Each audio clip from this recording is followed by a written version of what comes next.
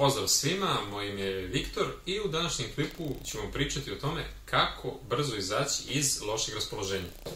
Sad ovako, svima se desi da nekada nismo baš nešto dobro raspoloženi, da smo nervozni, da li zbog nečega što smo mi uradili ili neko nam uradio ili smo samo čuli nešto ili pak smo se takvi probudili.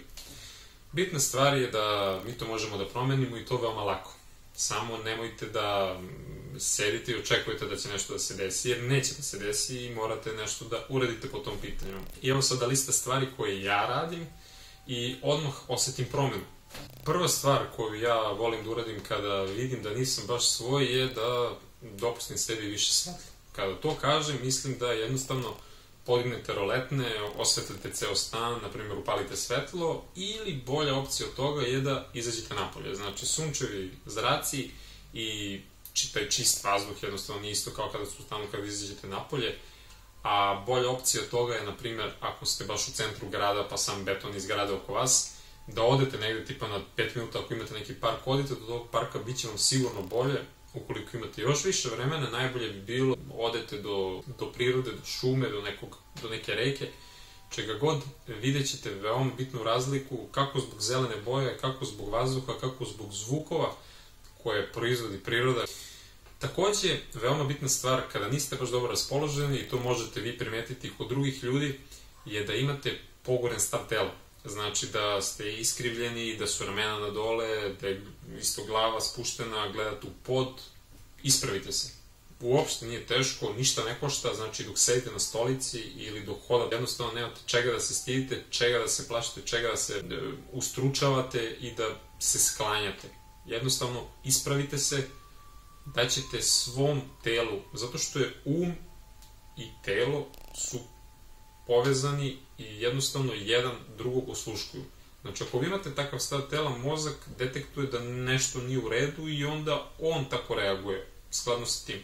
Ako ste vi ispravljeni i vi ste super, okej ste, to je skroz druga priča. Idemo dalje.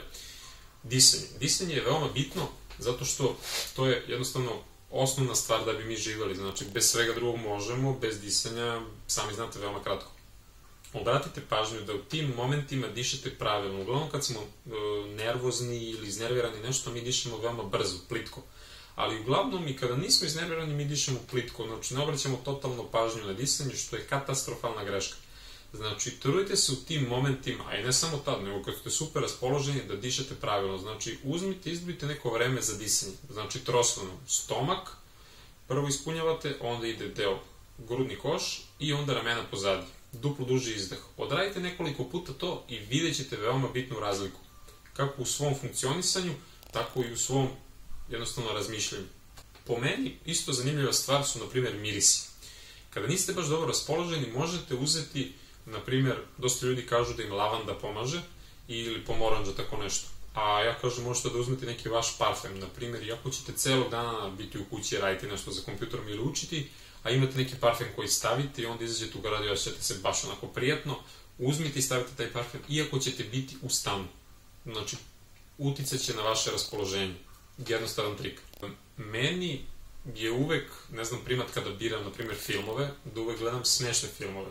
Ili neki smešni sadržaj, da li možda klip, stand-up komedije ili bilo šta.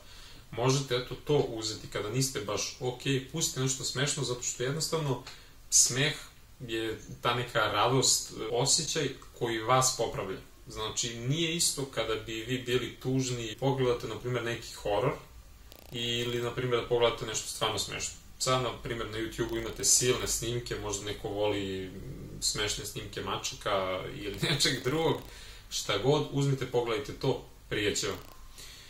Možete takođe se ponašati malo, ajde da tako kažem, detinjasto, zato što svako od nas ima dete u sebi i trebate ga negovati. Naprimjer, možete otići ispred ogledala, praviti neke smešne face za koje niste ni znali da možete napraviti. Uzmete, takođe, nasmejete se, gledate se u ogledalo i onda zbog tog smeška koji vi imate, osmeha u stvari, koji vi imate, vi ćete sami početi sebi da se smijete. I to je okej, zato što sve te i stvari koje sam pobrojao i ove koje ću dalje, i onda dosta tih procesa pokreću biohemijski proces u telu. Lučenje, da li je to serotonin, dopamin, endorfin i ostali hormoni. nije bitno. Bitno je da vi nešto radite po tom pitanju. Idemo dalje. Ono što sam naučio vremenom je da takođe, kada nisam baš dobro raspoložen, da mogu da uzmem, na primer, i napišem listu zahvalnosti. Nešto na čemu sam zaista zahvalan, kako sebi, što sam ja postigao, kako drugima, kako Bogu, na primjer, za neke stvari koje ne mogu da objasnim ovako kako su se desile, ili ne mora Bogu u šta god da verujete ili da ne verujete, jednostavno ste zahvalni nečemu, nekoj sili, kako god to želite da koncipirate, to je vaše i to je stvarno vaše pravo. Takođe, vizualizacija, možete, na primjer, u tim momentima kada niste baš dobro raspoloženi, da uzmete i razmišljate o tome bukvalno kao maštate. Da razmišljate kakvi bi vi želi da budete i jednostavno to vas ispuni srećom. Na primjer, sebe vidite u tom nekom izobilju, da li duhovnom, da li materijalnom, da li društvenom, kakvom god, prijeće vam to.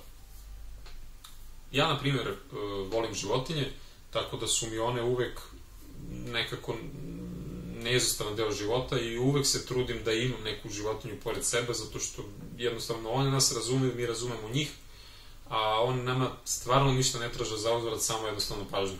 Tako da mogli biste, ako nemate, u prilici ste da nabavite da li psa ili mačku, možete, sad sticam okolnosti cimera, ne mogu da imam ni psa ni mačku u stanu, pa imam ribice, ali eto i to će vam ponovo značiti da li eto posmatrali ribice pa se opustite malo ili se igrate 5 minuta 10 sa psom ili mačkom, znači uvek možete da zađete do kuhinje, kako ja to volim da kažem, možete na primjer da uzmete čokoladu, kao što svi vole, ili neki slatkiš, samo obratite pažnju, ako ih često uzimate, doći će do problema sa kilažom, a i nije baš dobro da se navučete na tako nešto, da kada niste ok, uvek idete u kuhinju. Možete takođe skuti sebi čaj, kafu, voda je veoma bitna, zato što dosta puta smo dehidrirani i onda zbog toga nismo baš dobro raspoloženi i onda nam i motorika zakaže i razmišljanje i sve živo. Muzika je nešto što je svima jasno kako pokreće ljude i ostalo, tako da toplo preporučujem da imate jednostavno, napravite jednu listu pesama koja vas uvek razdrma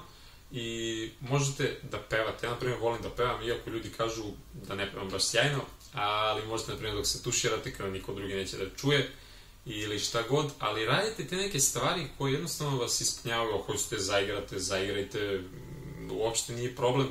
Bitno je samo da se trudite, zato što trud je nešto što mora da se isplati.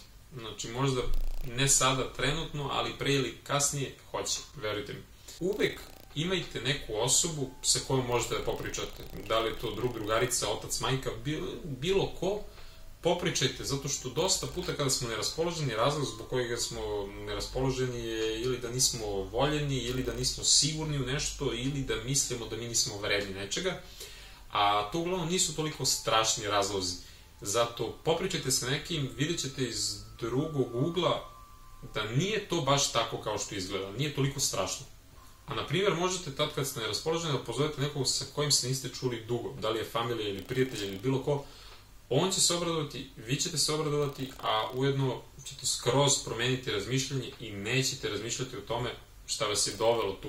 Za kraj možete i raditi veoma prelepu stvar, a to je da volite ljubav, jednostavno brzo rešenje, kako će vam promeniti raspoloženje.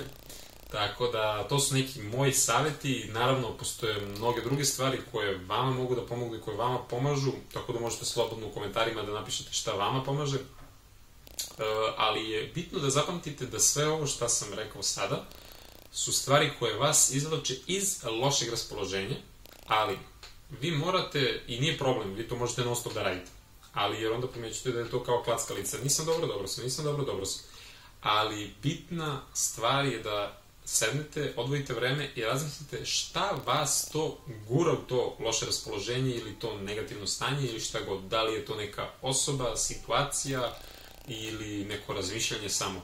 Znači, odvojite vreme i to je ono što je bitnije od svega ovoga, da znači znate kako da predupredite tu neku situaciju, da ne bi morali sve ovo da koristite. A vi ovo koristite i kada ste dobro raspoloženi, bit ćete još bolje raspoloženi.